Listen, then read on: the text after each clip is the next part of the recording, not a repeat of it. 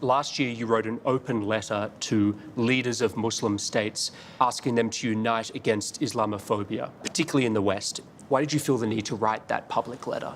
The problem is there's this big communication gap between the Islamic world and the Western societies.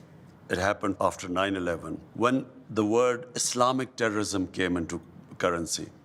The moment you say Islamic terrorism, the man in the street in the West thinks that there's something in Islam which leads to terrorism, or Islam causes radicalism.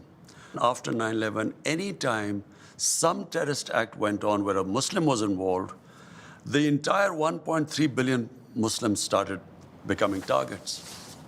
Just across your border in Western China, the Chinese government has imprisoned more than 1 million Uyghur Muslims in re-education camps. The Chinese government has tortured Muslims, forcibly sterilized them, and they've destroyed mosques in Xinjiang and also punished Muslims for fasting, praying, even giving Muslim names to their children. Prime Minister, why are you so outspoken about Islamophobia in Europe and the United States, but totally silent about the genocide of Muslims in Western China? What our conversations have been with the Chinese, this is not the case, according to them. The evidence is just overwhelming. Whatever issues we have with the Chinese, we speak to them behind closed doors. China has been one of the greatest friends to us in our most difficult times.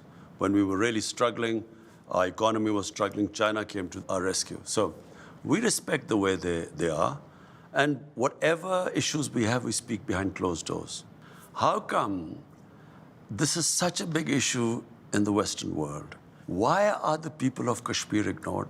It is much more relevant. Compared to what might be going in the Uyghurs, 100,000 Kashmiris have been killed. There are 800,000 Indian troops which have, literally, it's an open prison in Kashmir. 9 million Kashmiris are put there. Why is that not an issue? So I think it's hypocrisy.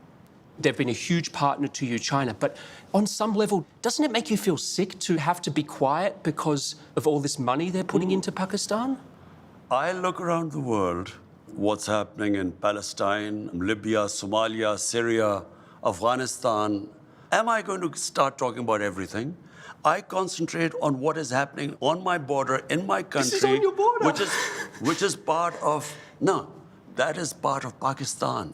100,000 Kashmiris are dying. That concerns me more, because half of Kashmir is in Pakistan. This is a grotesquely large human rights atrocity.